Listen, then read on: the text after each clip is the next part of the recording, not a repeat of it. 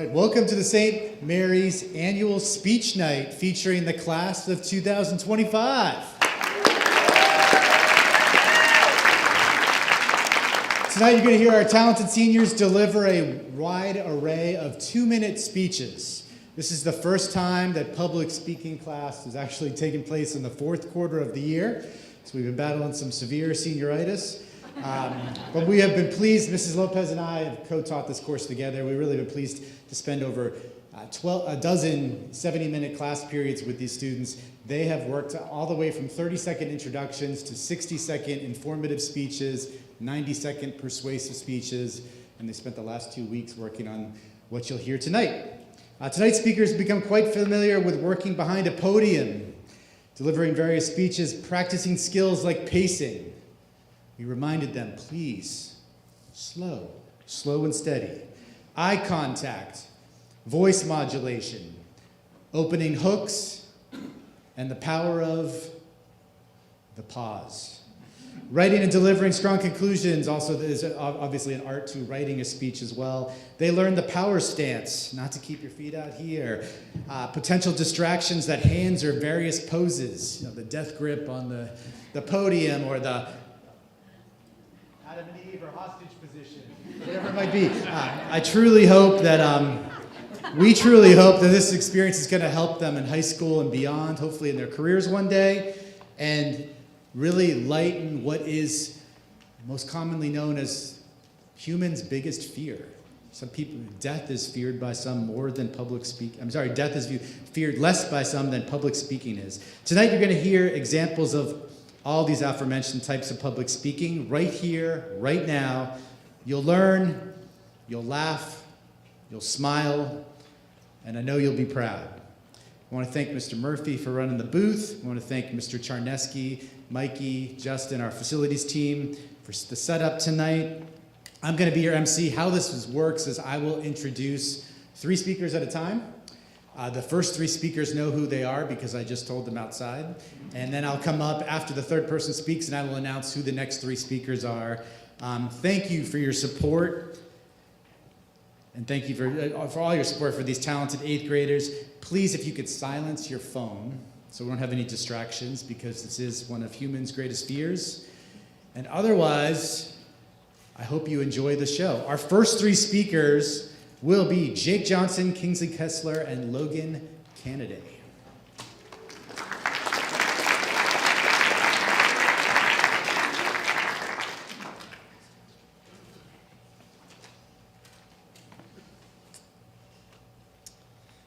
Most of my classmates know my unique middle name, Joaquin, but very few of them know where the name comes from. The name comes from my great-grandfather, Jose Joaquin Goyenechea. Jose was a husband, a father to 3 daughters, a successful surgeon, and a community leader. My great-grandfather exemplified resilience, determination, and hard work throughout his entire life. He is one of my biggest inspirations. My grandfather's name was Jose Joaquin, but he had several nicknames. His childhood friends called him Chequin, a combination of the nickname Che, which is a common nickname for Jose, and Joaquin. When he was older in the United States, all of his friends called him Pepe. In Cuba, Pepe was a successful surgeon who owned his own hospital. He was very wealthy, very well known in town, and had a large home staff, including a chef, chauffeur, and a maid. He was married to my great-grandmother, Flor, and they had 3 daughters, Anna, Tessie, and my grandmother, Leandra. In the early 1960s, a communist dictator named Fidel Castro came to power, threatening the family and life my grandfather had built. Pepe was faced with a difficult decision: stay in Cuba and lose his freedom, or move to America and restart his life. He chose to trade what he had built for freedom. Moving a family of 5 and restarting his life was very difficult, but Pepe was resilient and always worked hard. He had to learn a new language, get his medical license in the United States, and restart his medical practice, and became part of a new community. But Pepe always knew God had a plan, so he always worked hard. Pepe moved to Lake City in 1971, and Lake City would be my dad's hometown. There, Pepe was an OBGYN, which is a surgeon who delivers babies. In his time in the United States, he delivered 4,244 babies, including almost all of my dad's friends.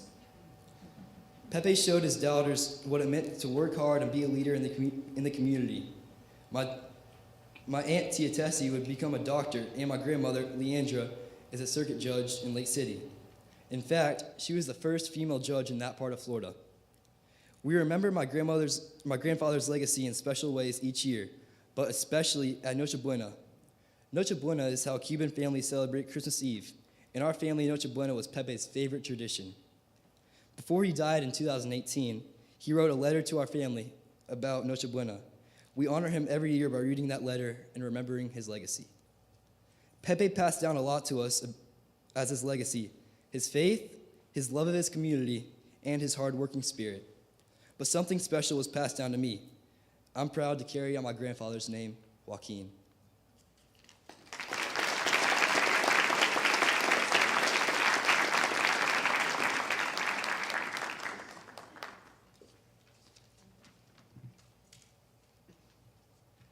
Picture this. You wake up, walk outside, and instead of hearing, "Hey y'all," you hear, "Bonjour." Your breakfast is a butter croissant, not a bagel, and your school lunch looks like it came from a fancy restaurant. That was me, not in a dream, but actually in France. I was one of the 8 students from St. Mary's who got to study abroad at St. Denis International School. And let me just say, studying abroad isn't just for college kids. 8th graders can do it too, and here's why.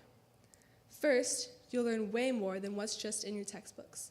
In France, history isn't just something you read, it's right there. We stood in front of a real war memorial near Normandy Beach where actual soldiers were honored. It's different when you're not just reading names, you're seeing them. Second, you become a lot more independent, even if you still don't know how to fold your own clothes. Being in another country means figuring things out. Like when we went shopping many times. At a cafe, I ordered a slushie, which is glacé in French, but they thought I was asking for an espresso. Third, you make some really amazing memories and more friends. Studying abroad means your friend group suddenly includes people from another country. You walk around school with them, eat lunch in the cafeteria with them, and even stay at their houses. I'll never forget playing volleyball with Malou and her dad. So, why should you study abroad? Because it's fun, exciting, and you might end up ordering espresso. You'll learn how to deal with new things, how to ask for help in another language, and how to keep calm when your suitcase zipper explodes. So, if someone ever asks you, do you want to study abroad? Say oui.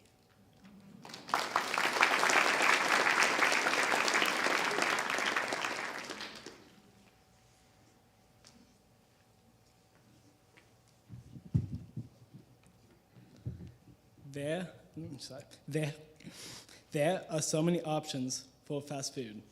There's McDonald's, Wendy's, and even Chick-fil-A. But none of those come close to the best fast food chain there is, Taco Bell. You could say Taco Bell is the perfection of restaurants. It has unique menu choices, it's a great value, and you can even customize the food to your liking.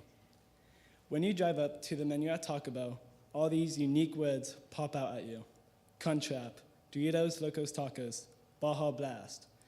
Your taste buds start jumping with every new syllable. So many choices, you don't even know where to start.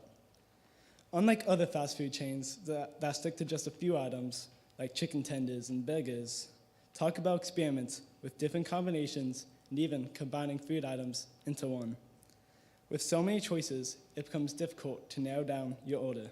But don't worry, Taco Bell is super affordable. In today's tough economy, it's nice to know that for just $7, you can get a Supreme Lux Cravings box with 3 deluxe items, a side, and a drink.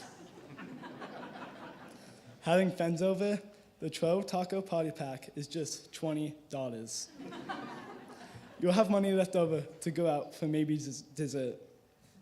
Taco Bell is ideal for those picky eaters like myself. Who needs to waste calories with lettuce or tomatoes on their taco where they can just replace them with extra cheese or meat?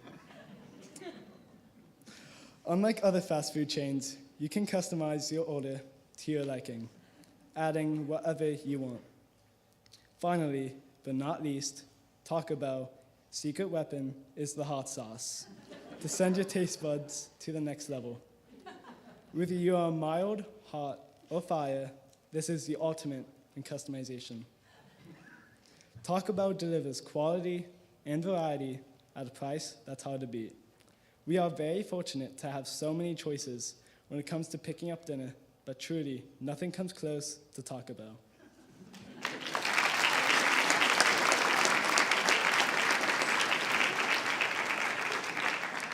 We told you there'd be a wide array of topics. Love it. Great job. The most important thing is that the presentation, it's about the presentation. That's the most, we're going to see a nice range tonight. Next three speakers will be Claire Tibbles, Mark O'Brien, and Ray Crawford.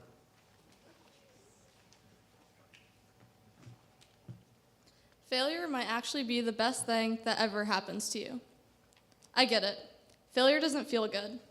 Failing a test, losing a game, not making the team, it hurts. It's disappointing.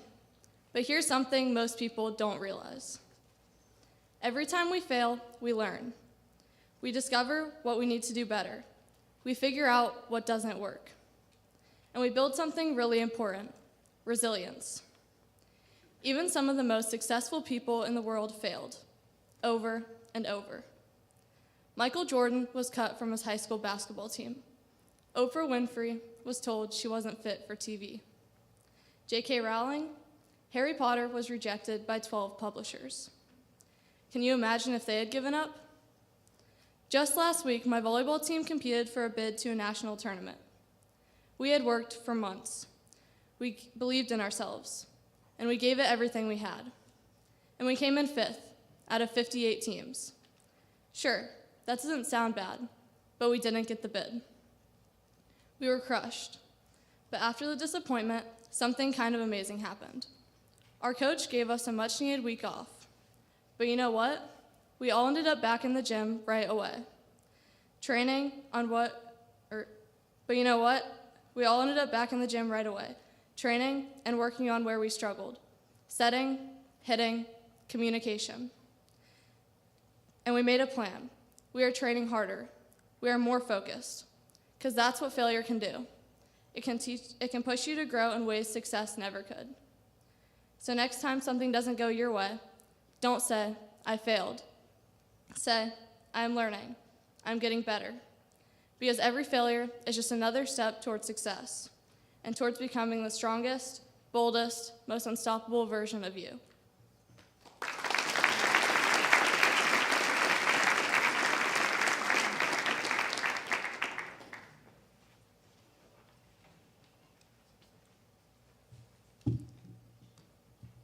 It's been said that golf is a good walk spoiled by a little white ball.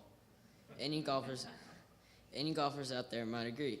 I'd argue that successfully sinking that little white ball in the hole makes golf one of the most difficult sports because of the tough physical and mental aspects of the game. Physically, you have to master the swing. This isn't just any old swing. You must line your hands up in an awkward position and then use just the right speed. You must also pick the right club, calculate the distance, read the greens, and use the perfect technique to get the ball in the hole. You have to do this all while walking 5 miles in what is usually the blazing 40 heat. And until you're making millions, you are carrying that 30-pound golf bag over your shoulder for those 5 miles. Now, mentally, golf can be emotionally draining. And don't even get me started on the patience it takes. I'll tell you a story about how I was having a good walk and winning my tournament on day 1. And then, on the 18th hole, I sunk that little white ball right in the water. And I didn't just sink it one time. I sunk it 3 times. You heard me right, 3 times. I could have easily had a mental breakdown right then and there, but instead, I took a deep breath and finished my round. I took that time that evening to gather my emotions and went back to the range to practice. The next day, I shot the lowest round on the course and ended up placing in 3rd. Did I win? No. Could I have won if I hadn't hit it in the water? Probably. But the main thing was that I remained mentally tough and didn't let that one hole define my tournament, kinda. So despite the physical and mental toll golf might take on you, I encourage anyone interested out there to try it. While that little white ball might cause you some heartache and pain, the joy of sinking that 20-foot putt for birdie more than makes up for it. Golf is a sport that you can play until you're old and gray, and I plan on doing just that. Thank you.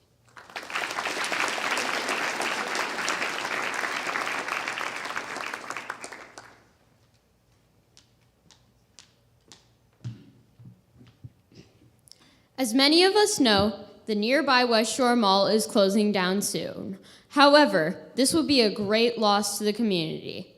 There are many reasons why West Shore Mall should not close. First of all, it's nearby. Its close location makes it convenient and easy to get to, so you don't need to drive for an hour just to get to the mall. It's also convenient because there are many places to buy affordable clothing and shoes. Need a new pair of jeans? Old Navy's right there. Shoes are getting a little too small? Just go to Rock Room Shoes. Even if you're looking for something a little more unique, the perfect outfit is easy to find at West Shore Mall. There are many interesting little stores where you can find fun clothes that could never be found anywhere else. For example, Switching Up Styles is a small black-owned store at West Shore with unique clothing you could never find at a department store. Another hidden gem of West Shore Mall is a small store called Windsor, which has many cute dresses for teen girls to wear to special events such as parties and school dances. There are also many stores where kids can spend their allowance, like Claire's and Hot Topic. While other malls have Claire's, West Shore Mall has the only Hot Topic in Tampa. Kids can also go and see a movie at the AMC Theater at this mall. Even little kids can have fun, as there are lots of gumball and candy machines, as well as weird little rides for kids. My sister and I used to play with the mini rides every time we went. We loved them. Another thing to love is the food court. The West Shore Mall food court is relatively calm in comparison to other malls like Brandon. It also has a large snack shop in the middle that serves soda, candy, and other drinks and snacks. Overall, the closing of West Shore Mall is a terrible loss, and we, the people of Tampa, should band together to save it.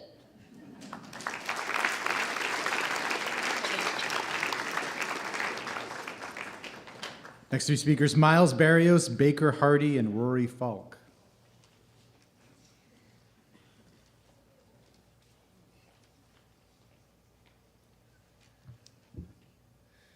Do you know what sport has been played in North America the longest? Most people might think it is football, baseball, or basketball, but it is actually lacrosse. I want to tell you why lacrosse is the most impactful sport in the history of North America.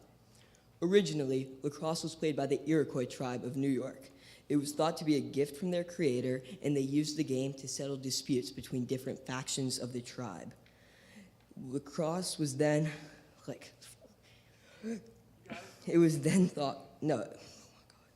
It then spread throughout the United States and Canada by Native Americans and interested white people. The first organized lacrosse was started by the Montreal Lacrosse Club in 1856. The sport then evolved with new rules and continued to be played by both Native Americans and white people.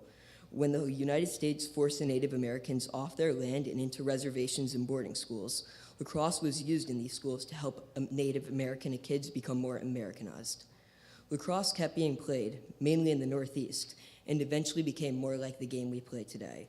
In the 1900s, not many people played lacrosse outside of the Northeast, but starting in the 2000s, it started to grow a lot. Lacrosse has also been very important in my life. I've played lacrosse since I was 8 years old, and I've made many friends and had lots of fun playing it. Lacrosse is now the fastest growing sport in college, according to the NCAA.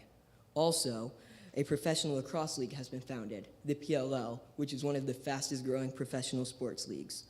Lacrosse has finally become a mainstream sport, and it looks poised to become one of the most popular sports in America. All in all, lacrosse is the most impactful sport in the history of North America because of its important history with Native people and its continued popularity. Thank you.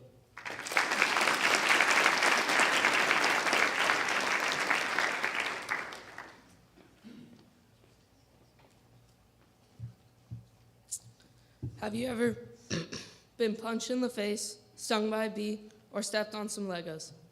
For me, nothing was more painful than the double fault in tennis.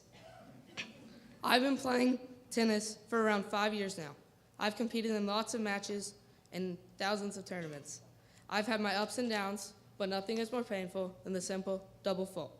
Some might think it's easy or just make it in. And although you have 2 chances, it really isn't that simple. Now that I am playing at a higher level against huge sophomores and big overpowering players, I have to put more on the serve. And when I do that, it's going right into the bottom of the net.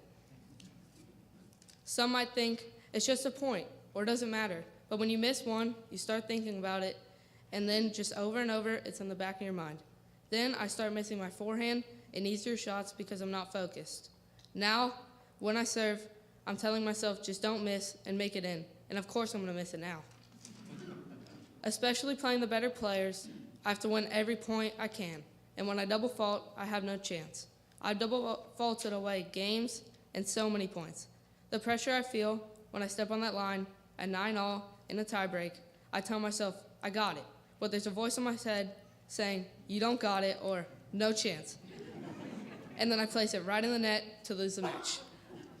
The worst part of the double fault is the opponent can sit in the chair and win the point. The way to overcome the double fault is by never giving up. Jack Harris, a good tennis player, once said, in tennis, just like in life, it's all about how you respond to the faults. Although I am overcoming this and playing great tennis, I still have to be ultra focused when going up for a serve.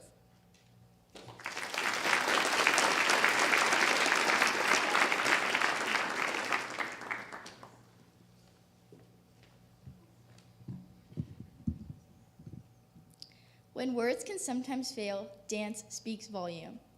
To countless hours in the studio, from a closet full of costumes to many lifelong friendships, dance is a huge part of my life.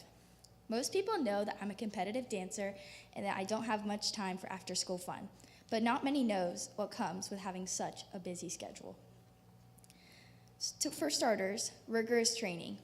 Many dancers dedicate countless hours to rigorous training both physically and mentally, and we strive to master the techniques to maintain a physical fitness and develop a versatility of many various styles. This demanding training requires a resilience, a strong work ethic, and a willingness to personal boundaries. Stage life, my personal favorite.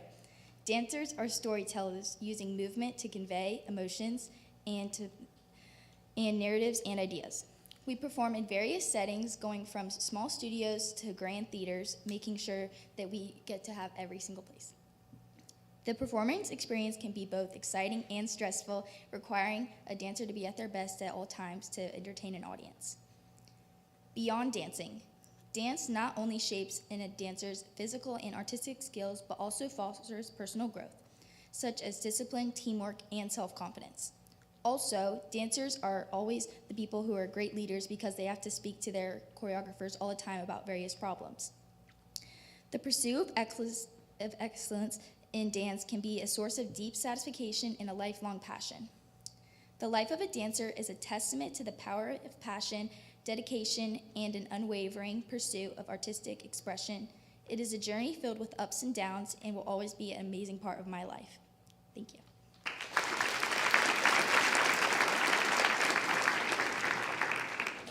Luke Hodgson, Arden Mayfield, and Soren Naremo.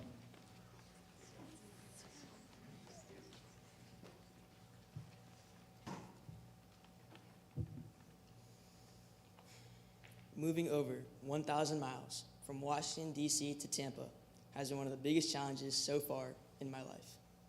For me, the biggest unknown was starting in a new school, and the thought of moving schools was the most nerve-wracking and challenging part. I was born and lived in Maryland, just outside Washington, D.C., my whole life. There, I went to a school called St. Elizabeth's. I had great teachers and friends, and once I heard about moving to a new school, I was nervous about having to start all over. I am naturally shy, and I wasn't confident that I'd be okay. My parents told me that after living in the same place for so many years, it'd be a great experience to live in a completely different part of our country. The process of choosing a new school was challenging. After visiting several different schools, all of which seemed great, I felt St. Mary's was the school for me. It was the perfect size, with a beautiful campus, incredible teachers, and kids that were kind and welcoming. I told my parents that St. Mary's was definitely the school for me. I remember for weeks wondering if I'd be accepted. For a while, I thought it wasn't going to happen. Finally, my parents gave me the fantastic news, and we were all so happy. Aside from a new school, I was adjusting to a completely new environment here in Florida. We arrived in June, and I don't think I've ever felt so hot. Also, school had not started yet, so I didn't know many people. But I'll always be grateful to those St. Mary's families who reached out to help my whole family integrate that summer. Later that year, we experienced tropical storms with flooding, and then not long after that, we were in our first hurricanes. I was familiar with blizzards and snowstorms causing missed days and headaches for my parents, but I had never seen what catastrophic rain, wind, and flooding can do. While I saw hurricane damage everywhere, I also experienced people coming together to take care of each other. I feel lucky to be part of this special community. I believe my move to Tampa has shown me that I can overcome significant challenges and grow from them in ways that make me more confident and prepared for what life has to bring.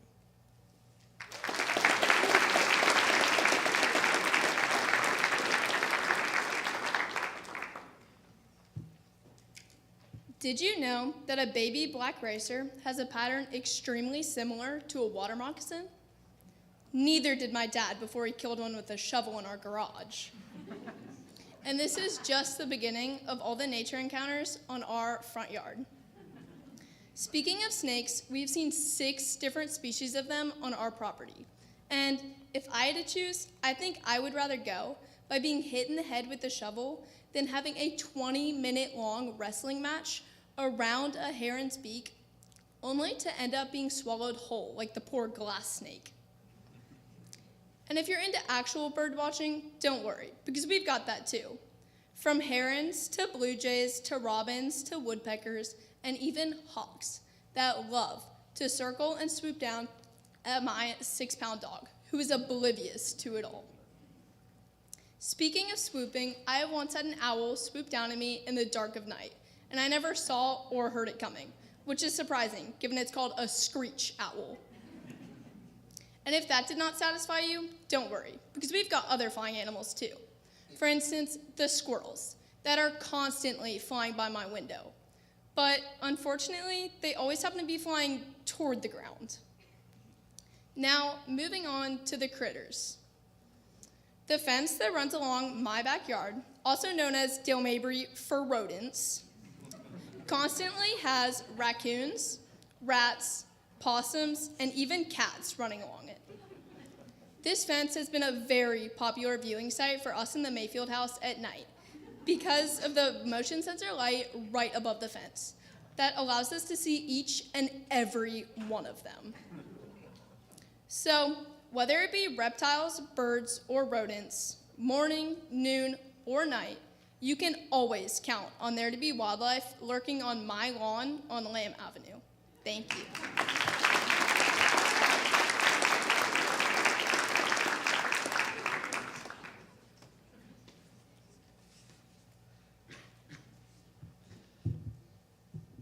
It's an obvious fact that many famous people today are extremely successful.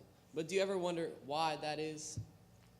At some point or another, many people have had bad grades, even if they're famous. This may come as a surprise to you, but many of the smartest and most successful people today dropped out of high school or college. Many familiar names, such as Mark Zuckerberg, Elon Musk, and Steve Jobs, all dropped out of school. There's a reason they dropped out, though. Many of the schools they went to were too easy, and these famous names got bored in school and stopped trying because they already knew the subject. This led to them coming up with their own methods of studying so they could keep pursuing their education. Now, you may be wondering what they do for a living, though, or how they got so successful. The explanation behind this is that they all came up with inventions. Not just any inventions, though. They came up with inventions that revolutionized and changed Earth, whether it be for the good or the bad. For example, Elon Musk made Tesla, This helped make cars more eco-friendly and help the earth in a good way. Another example would be Steve Jobs and his founding of the company Apple.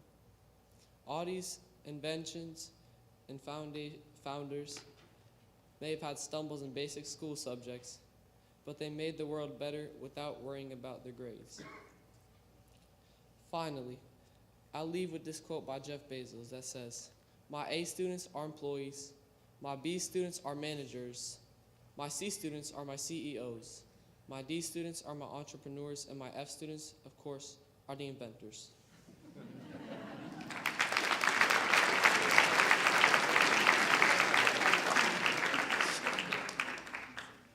We at St. Mary's do not condone getting D's and F's at school. But we know what you mean, Soren. The next three are Bear Wright, Charlotte Rich, and Jack Carrere.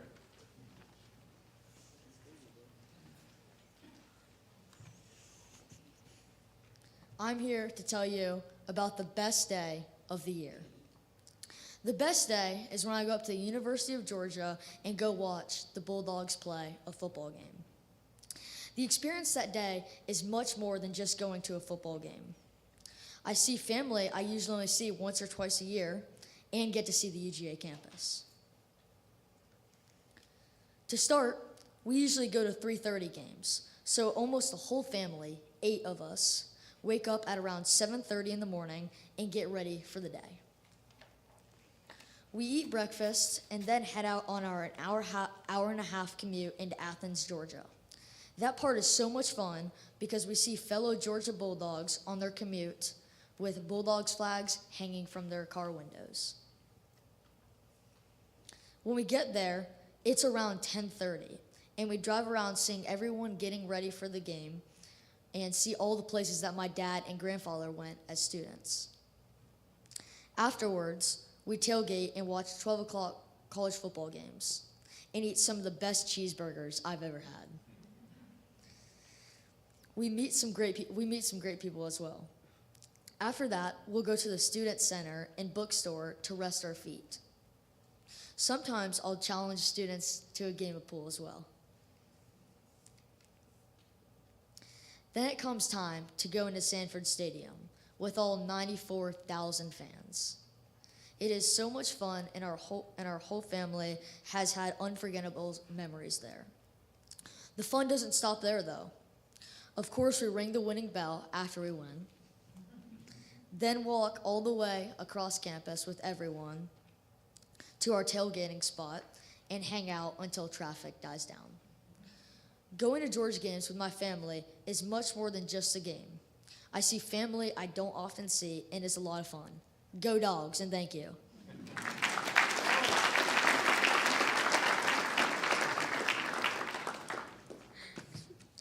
Wait, what does that say? Hold on, let me get my glasses. I have nystagmus. You know, nystagmus. Nystagmus. For those who don't know, that's when your eyes decide to have a little dance party without your permission. Most people blink to focus their eyes. My eyes do this also. Seriously, people people ask me, what's it like living with nystagmus? And I say, you ever tried to read a book on a roller coaster, blindfolded and upside down? Because that's a pretty good Tuesday for me. The best part is trying to explain it to people. Wait, so your eyes move all the time? Yeah, but I will say it keeps things interesting. You never know what you're gonna run into next. A wall or your teacher. The possibilities are endless. Getting in trouble is fun too. Most of the time, it seems like I'm rolling my eyes, but I'm really trying to get them to focus. Keyword, most of the time. And don't get me started on glasses. I wear glasses so thick, they qualify as a light security barrier. If I lose them, it's not like, oh no, I can't see. It's more like, well, I guess I live here now. This is where I am forever. Sitting in the very front of the class and not being able to whisper or talk with my friends quietly is one thing. But still having to sit in the very front and squint and ask whoever's sitting next to me, no matter if it's one of my classmates, Kim Jong-un, or a fish, who can probably see better than me. What does that say? Is another. Sometimes asking for help is embarrassing. Half the time, people seem confused by the fact that I'm wearing glasses thicker than most iPhones today and sitting in the very front, or others get annoyed. Thank you all from the bottom of my heart for coming to listen to my speech, even if it was a bit rough, as I can barely see my note card, much less you all in the crowd. Again, thank you very much, and remember, nystagmus.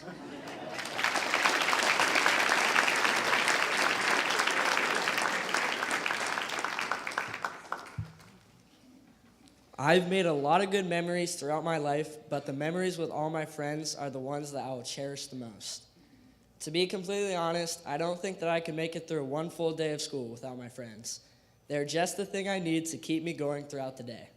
For example, there's almost a 100% chance that when I walk into school in the morning, someone is going to come up to me and say a joke that is probably the unfunniest thing that you've ever heard. It is things like this that help me get out of my morning slump and get ready for the very long day I have ahead. Also, I've known most of my close friends for almost my whole life. Some, like Jake, Hank, Hugh, and Wilson, I've even known through preschool. It's fair to say that there's never a dull moment. For example, I can remember when me and Hank used to have the most intense hangouts when we were younger. Whether it was a playoff series of knee hockey or a game of NHL on Xbox, we played it like it was all on the line. It's these moments that I value so much and will remember forever. I think I've already said so many nice things. So what would my day be without my locker getting closed at least 5 times every single day? You know who you are. Also, if you didn't know, our lockers are not the easiest things to open. So when I'm just about to grab the last thing I need for class, and bang, it's just the thing I need to keep me awake. In all seriousness, I'm so thankful for all my friends, and I can't believe that so many of you are leaving to go to Plant instead of the best school, Jesuit. I know how much you guys are going to miss me. I'm so grateful for all the memories that my friends and I have made, and I can't wait for the ones that we make in high school.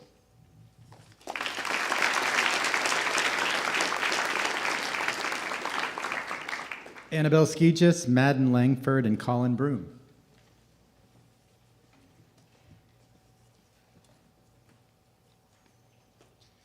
Being a theater kid means a lot of different things. I spend a lot of my time outside of school taking private voice lessons, rehearsing for shows, and watching many performances. I've performed in 6 shows over the last 3 years, and I've seen 9 shows performed professionally in this time as well.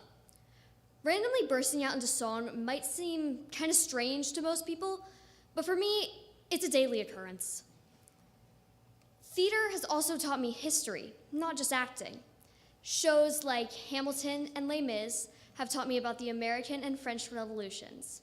Shows like Hadestown have taught me about Greek mythology.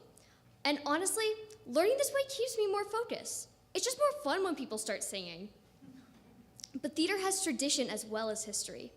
There are older traditions, like not saying the name of a very specific Scottish play that my mom always chooses to say just to annoy me. Or things like not giving people flowers before the show, only after. There's also newer traditions, like permanently borrowing your prop from a show. I know that in every performance I've done, I've taken a piece of my costume or a prop. Sorry to Patel, love you making those. Another tradition is getting ice cream with the cast after every show. I'm sorry to everyone who tries to go to Dairy Joy, not knowing that a ton of middle schoolers and high schoolers had a show that night. Even if Little Women at the Straz would have been better if I had been cast in it, even if my dad doesn't particularly like seeing shows unless me and my brother are in them, even if I still cannot read sheet music after all this time, I'm so grateful to be a part of the theater community. And if this speech taught you nothing, at least I get some more public speaking practice. That will definitely come in handy if and when I win a Tony Award.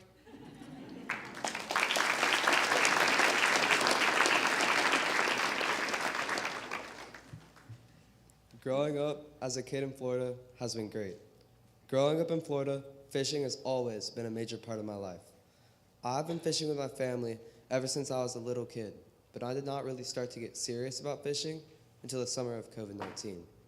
During that summer, me, my dad, and my little brother went fishing every weekend until the start of the school year the following year.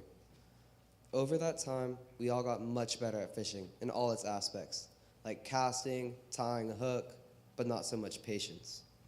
Ever since then, summer was not summer without fishing. Relating, though there is not much time to fish during the school year, I still have sports.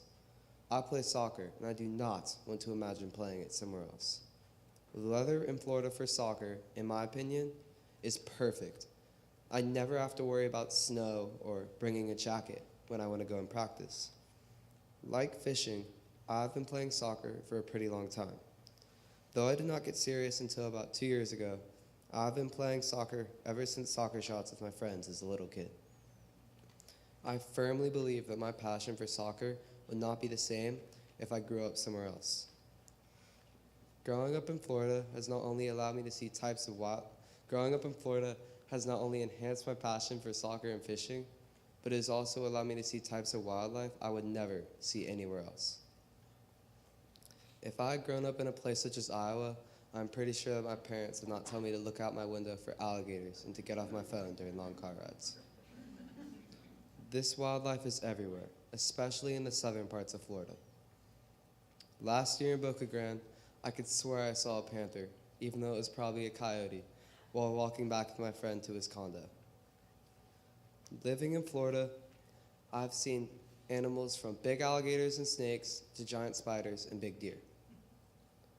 Growing up in Florida has shown, taught, and given me many things that will help me in my future, and I would not want to grow up anywhere else.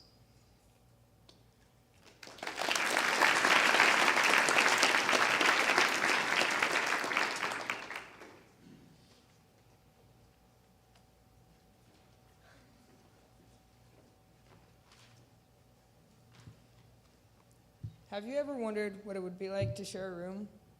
Well, I haven't had to wonder, because that's been a reality for me. Ever since I can remember, I've shared a room. But that all changes this summer when we ship my older brother off to college. Though Jaden is pretty great sometimes, it's going to be definitely a change when he's not there, for 2 reasons. A, he's not there, and B, yeah, I get my own room. And I've suffered with a 9-year-old for too long. I have one wish and one wish only, and that's for a TV in my room. Right now, we have 2 TVs across 6 people. And when you hear a golf announcer and then walk a couple more feet and hear a Minecraft YouTuber, that's just not cutting it. So, yeah, I think I should have a new TV. Now, this wouldn't just benefit me. This would also benefit you, Mom and Dad. Mom, you can turn on a nice Hallmark movie and forget where I am. And Dad, you can keep watching the most boring sport. We're already moving things around this summer, so, we can add a little more storage and maybe place a TV right on top. Despite contrary belief, a TV can actually make you fall asleep faster. And a study from amerisleep.org proves this. It shows that people that fall asleep with a TV on snore less and are more well-rested in the morning. A TV can also boost morale just by laying down for 30 minutes after a long school day followed by sports. So, Mom and Dad, what do you say? This wouldn't just benefit me, also you. Thank you.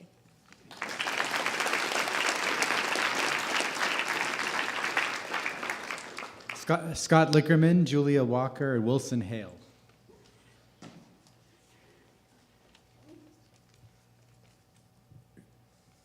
Did you ever consider how one decision could change the course of many lives? In 1905, my great-great-grandfather fled the pogroms in Łódź, Poland, and came to America, where his first name, age, and last name were all changed by the officers at Ellis Island. Shortly after he left in 1907, the pogroms, who were anti-Semitist violent protesters, started to get very violent. After the strikes that happened in the growing Russian army in Łódź, the people started to get violent, especially towards the Jews. If my great-great-grandfather had stayed in Poland for just 2 more years, he, his siblings, and his wife would have all been killed, and my entire family would not exist. My topic that I'm here to talk to you all about today is how the resilience of a family member can impact the future of a family. After he fled, he came to America with his wife, 8 children, and just $700, and settled in Chicago, where he worked as a horse trainer and breeder. Because of a lack of jobs in the area and anti-Semitist factory owners, one of his kids, Maurice Lickerman, decided to join the United States Army to fight in World War I. He was deployed in France, where he was shot in the leg twice and was mustard gassed. After returning to America, he was declared 50% disabled, which meant finding jobs were hard, especially factory jobs. Eventually, he found a job working as a door-to-door salesman for the J.K. Watkins Company, and shortly after meeting an American woman who belonged to a German immigrant farming family, they got married and settled down. They had 2 kids, one of which was my grandfather. Maurice lived to be 100 years old, losing a lung to mustard gas and being disabled in his left leg. Because of my great-great-grandfather's courage to leave his home for America, what was once a small family who sold liquor in Poland is now a thriving, large family of almost 500 people across 3 continents.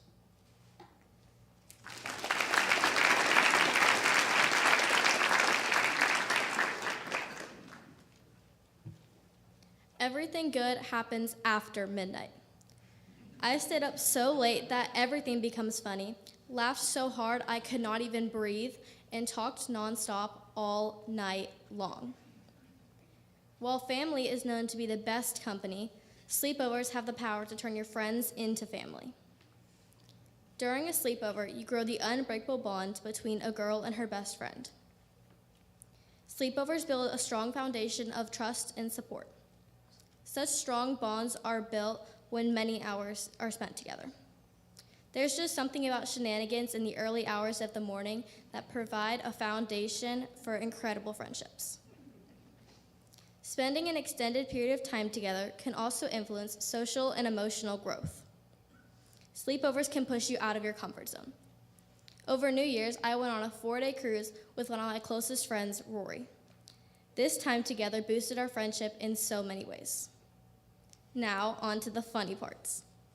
Sleepovers stimulate imagination and creativity through amusing and hilarious traditions. Emerson and I have an ongoing tradition of doing a lemon juice shot every year. Each year, we drink more at a time until it fills a full glass. This tradition would have never come to be if we hadn't had a sleepover. Lastly, sleepovers create amazing memories and inside jokes, especially with my friends Emerson and Gordon. For my 13th birthday, I had a sleepover with a few of these girls behind me. It was such a fun night, but I don't know if I could call it a sleepover. We stayed up until 7 in the morning, and a few of us fell asleep on the couch to bubble guppies. When my mom came downstairs, she took a picture of us on the couch, asleep, snoring, all the jazz. We still joke about how funny we looked almost a year later. So, parents, the next time you're asked for permission for a sleepover, say yes, because sleepovers always do kids good. And when that clock strikes 12, remember that everything good happens after midnight.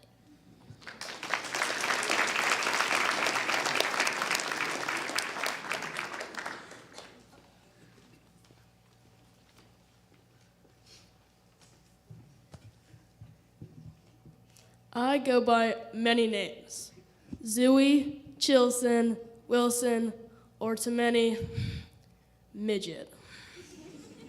Hi, my name is Wilson Hale, and as you can see, I am not the tallest person on this stage. Some people may think that this is a bad thing, but I'm here to tell you the tremendous advantages of being short. For starters, I'm good at fitting into small spaces such as cabinets and other household appliances. This makes me a serious threat in games such as hide and seek or manhunt, where it is required to hide in order to win the game. An example of me using my height for an advantage is last year, when I was at the beach and we played an intense game of hide and seek with $1 on the line.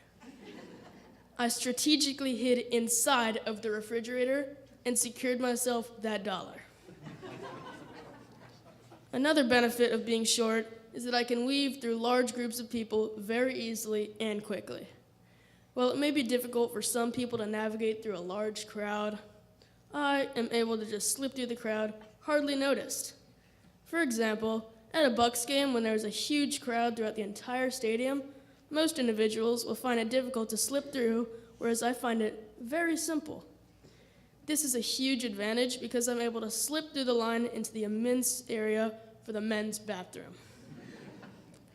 The final benefit of being short is that I am never a pain at a movie theater or in class when watching a movie. If I were to be taller, then the poor person sitting behind me would be unable to see. Since I'm short, whoever is sitting behind me almost always has no trouble seeing and enjoying whatever film is being played. While being short seems like a good trait to have, people such as Jack, Jacob, or Baker always find a way to make some terrible joke about my height. There are many consequences of being short, some good, some bad, but clearly the positives overrule the negatives, and that is all that matters.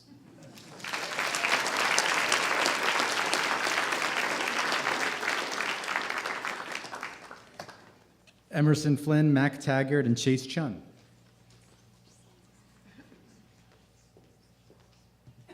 Okay. This speech is dedicated to my sister, Blakely. I'm sorry in advance. Blakely, since we were kids, you've always been my shadow. From learning to talk to learning to walk, I did it first. For example, you learned to ride a bike, which is amazing, but I had already accomplished that 2 years before. You got accepted into St. Mary's. Great job, but I already did that. You made it to middle school. I'm so proud of you, but I already got through it. Do you see the pattern? Blakely has always been following my footsteps. When we were kids, she always got my hand-me-down clothes, so I even wore it first. Now, you wear my volleyball number on the back of your uniform. Okay, copycat. Just kidding. I love that we share the same number, and I hope it brings you good luck. You see, there's nothing Blakely has done before me. Well, I guess there's one thing. She's the only one who's had a boyfriend longer than 2 months. While we have been laughing at my sister's expense, her time in my shadow is over. I'll be off to high school in the fall, and Blakely will stay here at St. Mary's to pave her own way. While all siblings can be annoying at times, except for me, of course, I love Blakely more than she knows. She is such an amazing sister, and I wouldn't trade her for anything. I always know I can rely on her, and I cherish our secret conversations. I wish you so much luck in your next 2 years at St. Mary's without me, Blakely, and I just know I will miss you so much. Thank you for being such a great speech topic.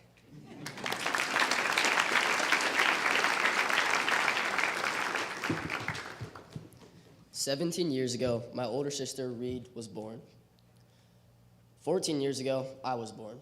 And finally, 11 years ago, my younger brother, Knox, was born.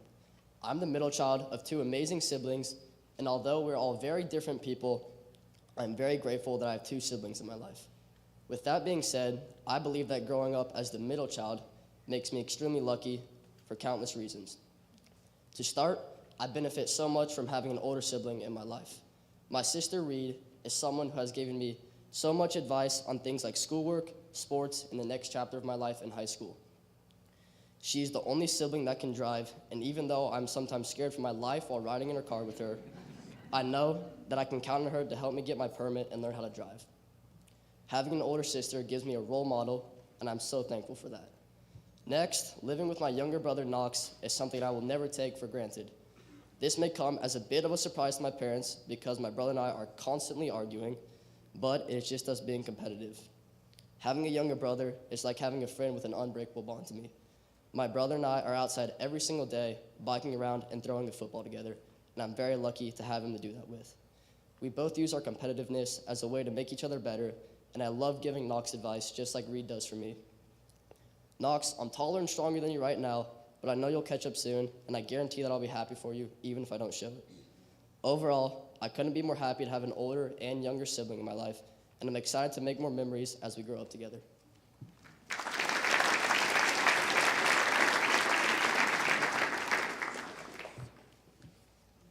Since July 21st, 2021, the NCAA has allowed NIL, name, image, and likeness, which gives student and college athletes the right to earn money through endorsements and commercial activities.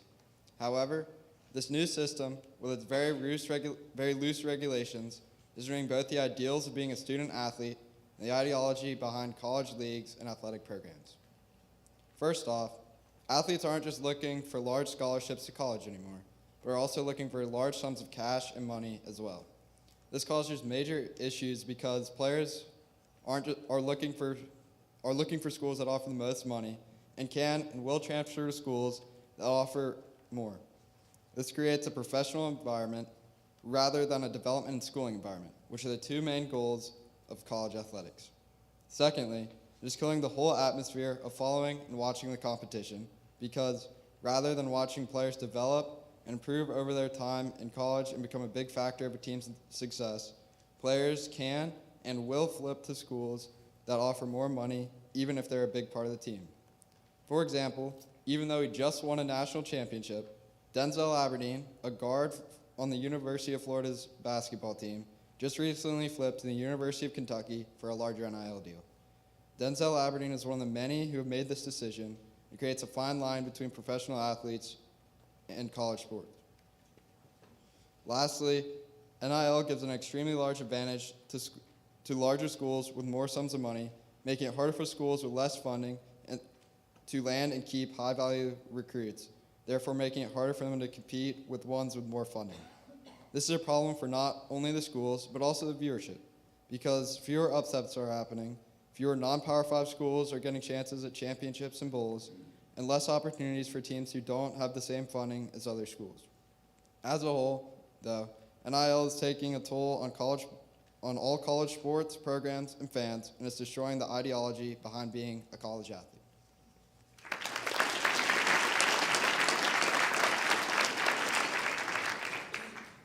Jocelyn Toledo, Brian Carlstead, and Cole Harris.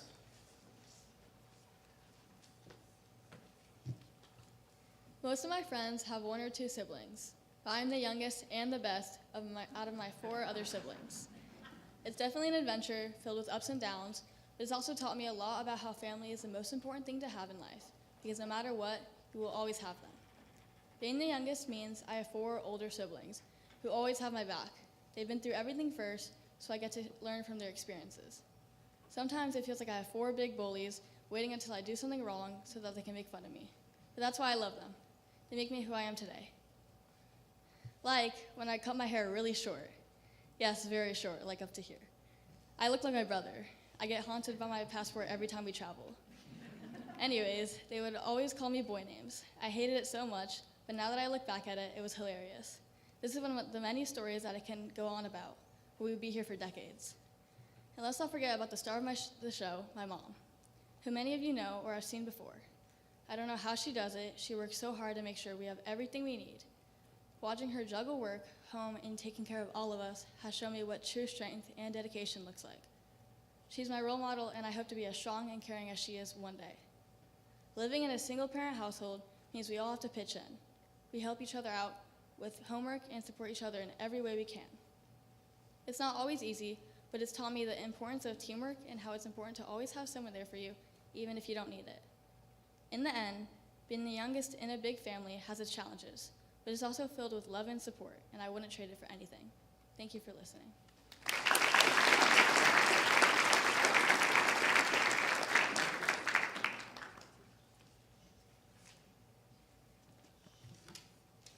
Bring. What was that sound? Oh, it was just me tuning my strings for the 20th time. Sorry, Mom and Dad. Hello. I'm here to tell you about my journey through music and how it changed my life. My journey through music began at Roosevelt Elementary School with the recorder. It was the first instrument I learned, and I loved being able to create sounds. Makes sense since I love talking so much, huh? I loved being able to make something that was mine. However, it wasn't until 5th grade at St. Mary's Episcopal Day School where I found my true love for music. I was in Mr. Murphy's Wynn acoustic guitar class where I learned basic chords and a general understanding of how music should sound like. But it wasn't just about the sounds anymore. It was about the emotion. I have 2 songs in the making now, and I have continued to play since then. No matter how crazy I felt or how hard it was to get a point across, I could always express my feelings in song. When I was mad, I would just play guitar. When I was sad, I would just play guitar. I could always go back to my calm, happy place in my melodies. The reason I do music now isn't because I want others to enjoy listening to what I'm playing, but rather for me to listen to myself and to get that indescribable feeling of creativity and wonder. The same creativity I believe I should live my life upon. Music isn't just for other people to listen to artists, it's for the artists to listen to themselves. And I believe it was Keith Urban who said, "We are playing music after all." Thank you.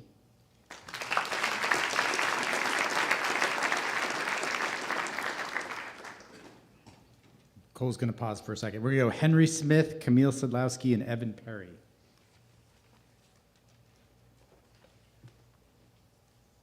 Have you ever been on a vacation that felt like a dream?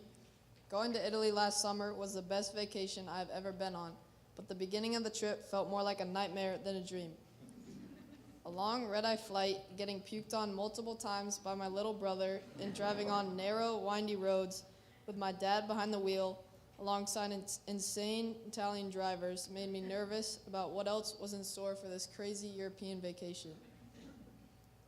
My perspective slowly started to change when we got to the hotel and tried our first Italian meal overlooking the beautiful waters of Lake Como. Surrounded by ancient villas and scenic mountains, Lake Como was one of the many beautiful spots we went to on this trip. Another beautiful spot we went to was Tuscany, which had rolling hills as far as you can see and beautiful cypress trees. The cities we visited, like Florence, Siena, and Rome, were also impressive. When we went to see the Colosseum, it shocked me how much of it was still there from thousands of years ago. When we stepped foot in the Colosseum, I could picture all the gladiators fighting in the main arena fighting for their lives.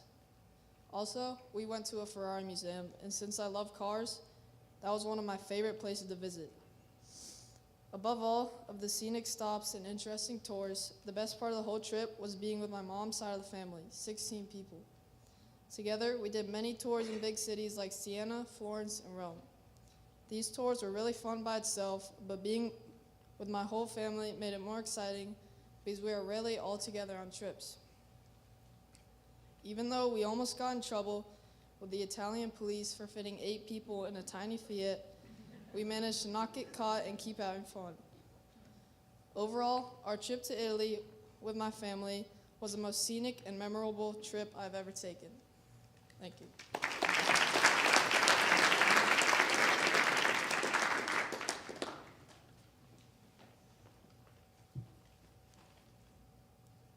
Have you ever watched a disaster movie and thought, wow, that could never happen to me?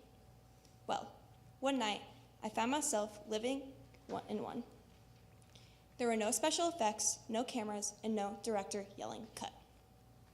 It was 11:30 at night. I was in my room watching TV, when suddenly, the lights flickered and went out. My brother and I rushed downstairs. To our surprise, we found my mother and father sitting on the couch, casually playing on their phones. But something outside was not casual at all. The street was slowly filling with water, inch by inch, then foot by foot. I kept begging to leave. It was hot, the air was thick, and I could not stop thinking about how we just got my brother's new truck, a monster of a truck that could plow through anything. By 1 a.m., the water had reached the top of the porch. The brown water, filthy and creeping, was starting to seep into the house. Every 30 minutes, I would sneak outside of my room, go downstairs, and measure the water. Inch by inch, it crept higher. The highest it got was 9 inches, but that was enough to destroy everything. Our floors, the kitchen, and all of our brand new appliances. By 4 a.m., The water in the street and yard had gone down just enough for us to start sweeping it out. When we opened the front door, a wave pulled out like we had just uncorked a dam. My parents and I used everything we could find, old brooms, even a leaf blower, trying to save our home. By 5 a.m., we finally went upstairs and collapsed into bed. The next morning felt like waking up from a nightmare, but it was real.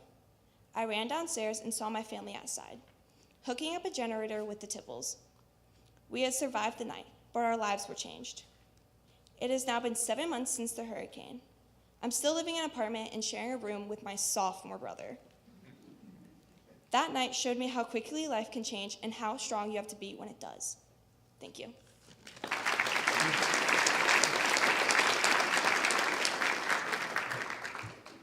Ever since I was 8, pets have played a significant role in my life. Since my first pet, Hammy the hamster. Hammy would occasionally go into the walls for weeks at a time, and I remember once, my brother and I stayed up all night setting out treats for him with the cage ready to trap him. Eventually, he came out, and we trapped him and put him back in his cage. This taught me to expect the unexpected when it comes to owning a pet. My second pet came shortly after Hammy. My first dog, Ace. When I was 9, I became determined to convince my parents to welcome a dog into the family. This taught me perseverance, because with persuasive arguments and weeks of begging, they finally gave in and purchased a dog. Although at first I did not know this, and it came as a surprise when I saw him standing in the doorway for the first time. Ace came at the perfect time, which was mid to late COVID, and it was so great having a dog then because everyone was social distancing and a lot of time was spent inside. As a puppy, Ace was one of the most athletic dogs I've ever seen, constantly sprinting around the house and doing tricks, and I'm so lucky to have him.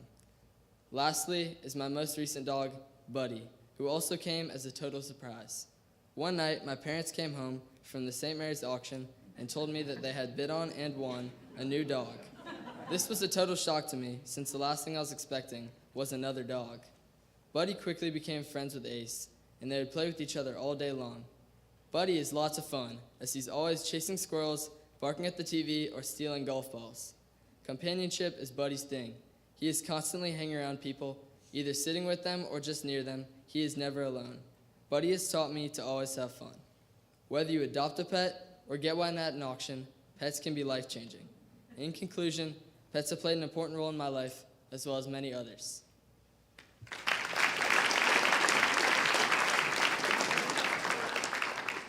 All right, I'm going to do 4 this time. Joey Mobilio, Charlotte Semigo, Landon Stewart, and then Cole Harris.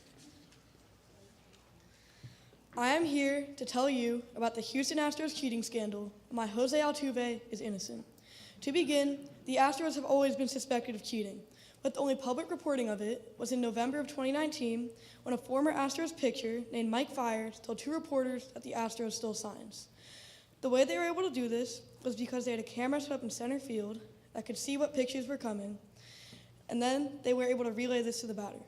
After they saw what pitch was coming, someone in the dugout would relay the sign to the batter by either banging on a trash can, whistling, or yelling. After relaying the sign to the batter officially knew what pitch was coming and was able to use that to their advantage. Now, Jose Altuve was one of the few players who refused to partake in this cheating.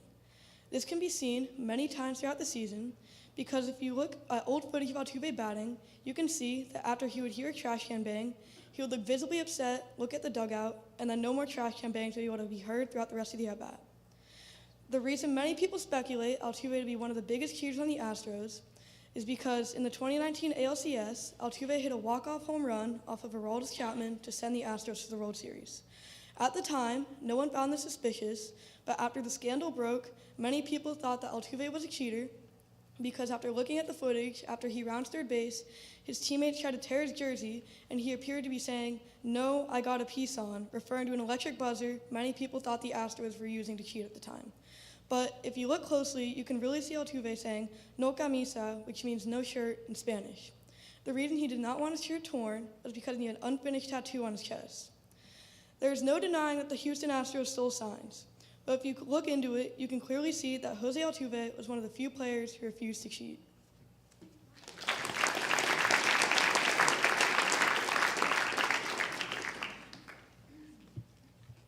Change is unavoidable. People's lives are constantly changing, but for me, one thing will never change. I am and will always be an only child. My parents didn't plan to only have one child, but after I was born and my parents started talking about another child, my mom got diagnosed with cancer. That's when my parents learned they would only have one child. Ever since I was little, I have noticed that I was the only one I knew who didn't have siblings. I never will really understand sibling rivalry or the special bond between siblings because I never experienced it. But there are other things unique to being an only child. First of all, loneliness from time to time. Sometimes when I get into arguments with my parents, I don't have anyone to take my side. Sometimes a joke, a secret, or a problem, and there is no one to tell besides my dogs, and well, they don't give a lot of feedback. Luckily, I have many great friends who I can tell all of my secrets to and talk to them about things I can't discuss with my parents. As much as I love and appreciate my friends, they can't always be there. My parents give me a lot of love and care, but they always also give me pressure and stress. It can get pretty intense at times. I always think that maybe if I had a sibling, the pressure or attention would be split with that sibling. Because I grew up with all the adults around me being so busy all the time, I lean more on myself and less on others to solve my problems, to fight my battles, or to rescue me from my own dilemmas. There are also a lot of pluses to being an only child, such as getting lots of presents, going on trips to places out of the country, having my own room, and having both parents at my sporting events. Other than independence, I've also been given the choice of not having to share. All in all, I wish I had a brother or sister, but I feel lucky to have two amazing parents and some really close friends who support me. Also, I'm thankful for everything I've learned, to cherish good friends and to be independent.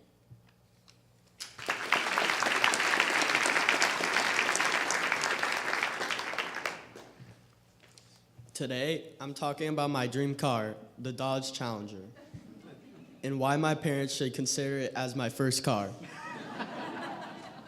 When I first saw it, I was hooked. Maybe it was the unique body, the loud engine, or just how fast it went.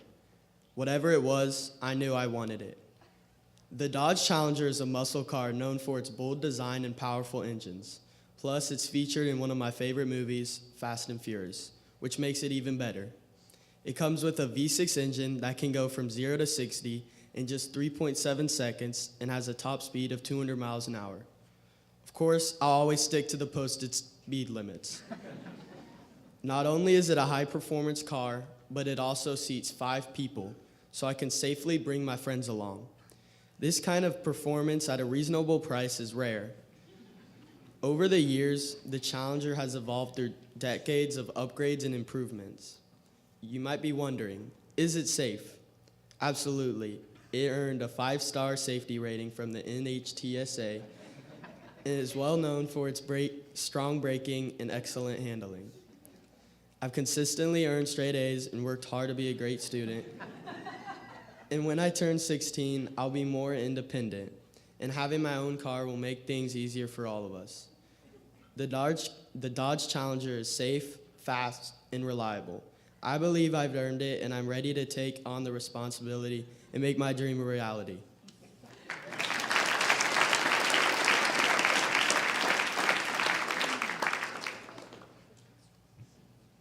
Today, I want to talk about something that has truly changed my life, music. More specifically, how music helped build my confidence from when I was young to now, standing here in front of you all as an 8th grader. My love for music started when I was 4 years old. When my grandmother would visit, she would bring her guitar. She was the first person to show me how to hold a guitar and teach me chords, and soon after, she bought me my very own guitar. We would sing and play, and sometimes I would even put on shows for my family. My grandmother believed in me before I believed in myself. That's when I learned that music was more than just notes. It allowed me to build connections with people and made me feel like I had something special to share. As I got older, I kept playing, but something really changed in middle school. I played in the drum line, joined the praise band, and the rock band with Mr. Craig and Mr. Murphy. I was a little nervous before our first practice, but once we started playing, I felt this amazing energy from the band. At that moment, I knew I wanted to keep chasing that feeling.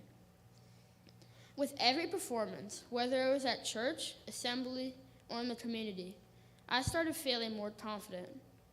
Not just because I knew the songs better, but because I had worked hard and it felt good. The fine arts department at school gave me a chance to perform and be part of something bigger than just me, and for that I will always be thankful. I started using my talents to bring joy to others, and that in return brought joy to me. Music has taught me how to believe in my own potential. It takes a lot of practice and sometimes many tries before learning a new song. But that feeling of going into my music room and practicing a song that I want to master over and over until I get it perfect is the best feeling. It's not just about playing guitar or drums anymore. It's about doing something that I love and being proud of it. For anyone out there who's ever felt unsure, find your guitar or a drum set. Find something that makes you feel alive and keep at it. You never know how far it will take you.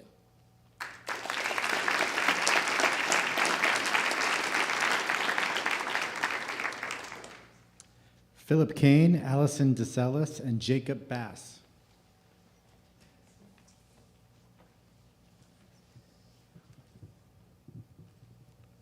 The Bible is more than just a book. It's a miracle of unity. Imagine if one author wrote a story so deep that it connected perfectly across dozens of chapters and verses. That would be considered a masterpiece. Now take that idea and multiply it, because the Bible was not written by just one author. It was written over 1,500 years on 3 different continents and in 3 different languages: Hebrew, Aramaic, and Greek, and by over 40 authors. These were people from all different walks of life. They were kings, shepherds, prophets, poets, scholars, and soldiers, even fishermen and prisoners. Most of them never met, never lived in the same time period, and had completely different cultures. And yet somehow, their writings all tell one connected story and create the book that we all know and love. From Genesis to Revelation, there are over 63,000 cross-references that connect laws, prophecies, poetry, history, and teachings. One example can be seen through Jesus. The Old Testament constantly points forward to a coming Savior, and the New Testament reveals him in the person of Jesus Christ. Another example can be seen in Genesis, which begins with the tree in a garden and connects to Revelation, which ends with the tree in a perfect city. The Bible begins with paradise lost and ends with paradise restored. Even the smallest details are mind-blowing. Psalm 22, written 1,000 years before Jesus, describes a crucifixion before the Romans even invented it, and it matches the gospel accounts down to specific phrases. No one could have planned this. No group of writers spread out over centuries could randomly line up this sequence of stories perfectly. The Bible was only predicted in the eyes of God, which is all part of his plan for us. That's why the Bible isn't just a human project. It's the inspired word of God, telling one true story from beginning to end. Amen.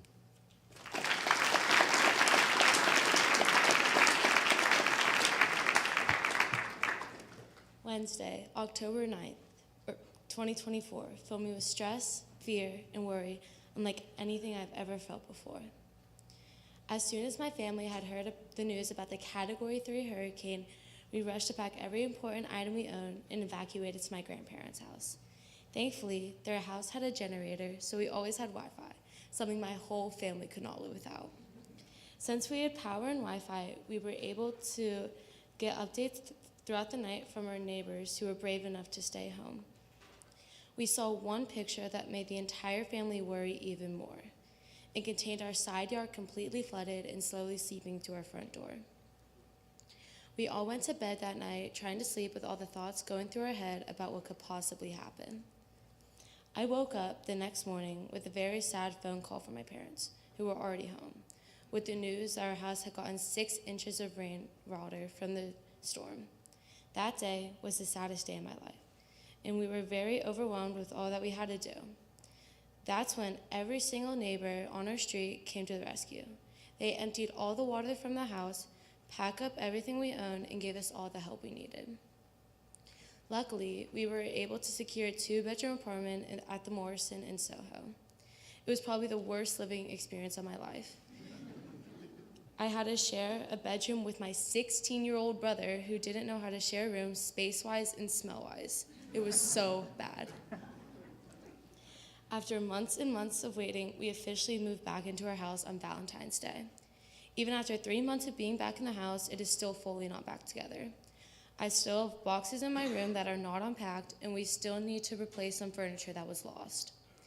Even though this was a traumatizing experience, I still got some good out of it. I got a brand new room and bathroom, which was highly overdue. But the best part was that even though Hurricane Milton was a very stressful time, my family got through it together with the best helps from friends, families, and neighbors. This time has taught me so much about how kindness is in all people. Kindness especially comes out when a really devastating experience happens, but is also around us every day. So the hurricane is the best/worst thing that's ever happened, but I really hope I never have to experience this again.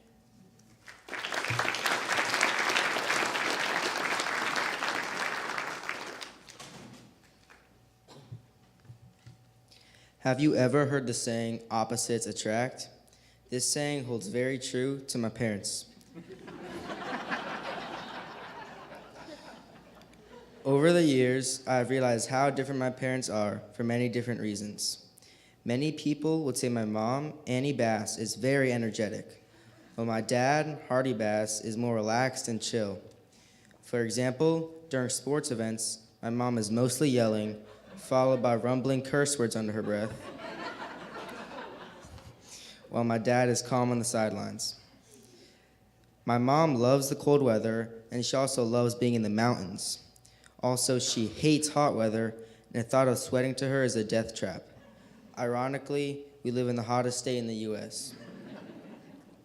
My dad is a big fan of sports, and when he was younger, he played multiple sports, like soccer, basketball, baseball, and tennis. On the other hand, my mom tried out for one team in her life and thinks American football is the second worst thing after sweating. Next, my mom loves change. Whether it's moving cities, houses, or even a country, my mom has done it all. Opposingly, before my dad met my mom, he had not moved from where he grew up. When I was younger, I moved 6 different times in a span of 6 years. My parents are also opposites on the little things, like taking different roads to go to the same place or the size of car they prefer. My dad loves eating chicken, while the thought of chicken is my mom's third least favorite thing after sweating in football. The only thing that my parents seem to agree on is my sister, my dog, and me. Even though they have barely anything in common, they use their own opposite ideas to make everything work.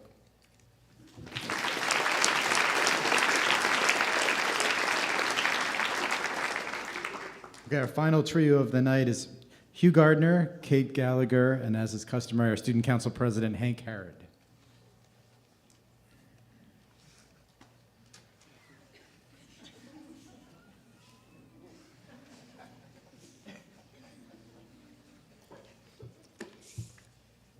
Okay. Hi, my name is Hugh Gardner. The summit is what drives us, but the climb itself is what matters. This quote by Conrad Anker stuck with me because last summer I climbed Mount Kilimanjaro, and it really changed my life. 6 days is all I had, 6 days is all I got. But those 6 days will stay with me forever. On the first day, me and a few of my older friends kind of joked around with our guide. We said, if at the top of the mountain we went shirtless, would you be proud of us? He responded by saying, yes, I'd of course be proud of you. That one challenge joke changed the entire experience for me. My motivation to keep pushing, my drive, focused all on one little joke. The climb wasn't easy. As we went higher, the air got thinner, and each step felt harder than the last. There were times when I was cold, tired, and questioning why I'd even agreed to this. But I kept thinking of that bet, that promise, and when summit day came, I pushed through the freezing wind, little to no sleep, and yes, I took off my shirt. I did something most people would never even think of doing. I stood on top of the tallest mountain in Africa. I walked through rainforest, alpine deserts, and Arctic tundra, all in one trip. And in doing that, I proved something to everyone around me. If I give you my word, I will follow through. This mountain taught me that life is about the journey, that doing the hard things changes you in ways you can't explain, and sometimes the craziest jokes makes the best stories. Thank you.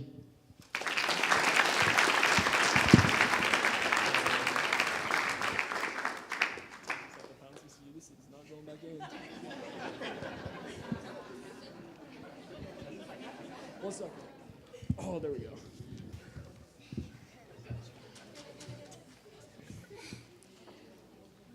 When you think of a teenage girl's conversation, you probably think of shopping, jewelry, or skincare.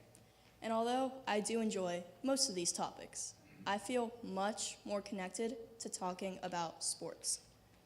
Whether it was visiting my brother and sister in college or living by 2 Tampa Bay Lightning stars, it seems to be that everything I do always comes back to sports. When I first started to feel more intrigued by sports, I started watching them with just myself. When my dad saw how much I loved them, we started to bond over it. He started taking me to Rays, Lightning, and Buccaneers games. We even bet on the games sometimes, and I go all out. This is because it makes me more excited to watch the games, to see if my bets hit. But mostly because it's my dad's money. Also, I live by not 1, but 2 Tampa Bay Lightning stars, Andre Vasilevsky and Mikhail Sergachev. I would always see these players leave for games and walk around the neighborhood. The first time I met Sergey, he was just walking his dog right outside my house, so of course I had to get a photo and have him sign my jersey. Somehow, my mom got Vassie's wife's number, which she still has, by the way. So, of course, I got a photo and have him sign my jersey, and he gave me signed All-Star cards. It made me want to follow the Lightning and these players even more. And when my brother and sister were in college, I got to go to a lot of football games. When I went to FSU for the first time, it was such a cool environment. I felt such a connection to it. Hearing the FSU war chant for the first time was something that made me want to follow football and sports even more. I also got to go to Ole Miss, and seeing an SEC game for the first time was on a whole different level. From the Grove to the game, it brought me closer to football. So, when there are any sports games on, just know I'm on my couch watching it. And Mr. Savo, I'm sorry about the Celtics and your star player, Jason Tatum, but Knicks in 5. Thank you.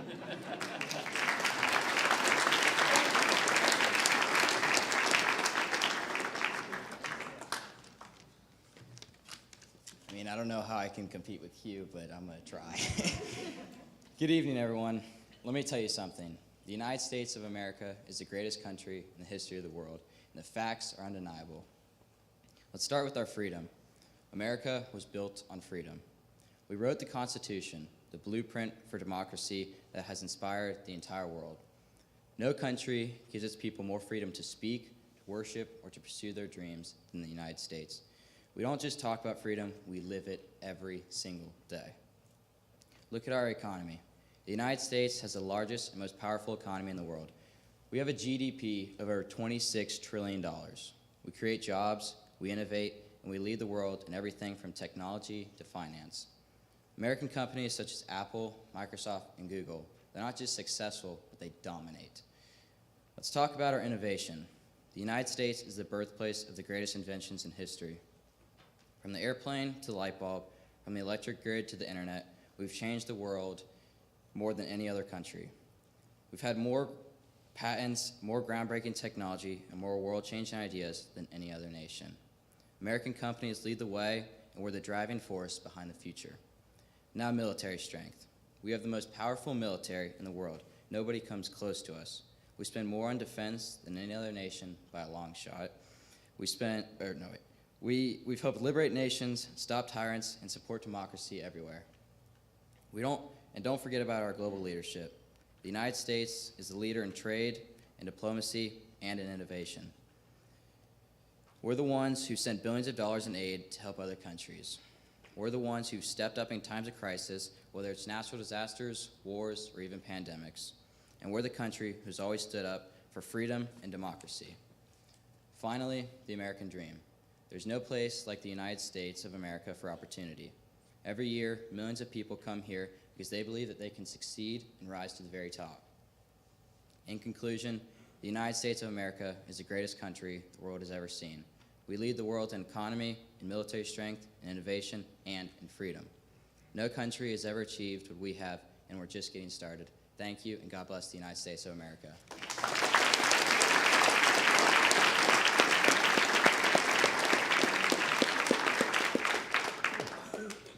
Thank you all for being here tonight. Let's congratulate the class of 2025. Good job. Great job.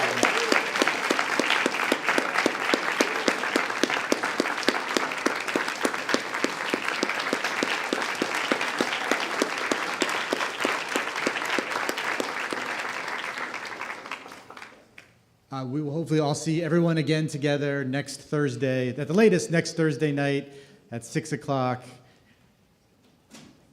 for commencement ceremonies. But I hope everyone we have some other festivities going on. Please have a safe night tonight, and thank you for being here. It meant a lot.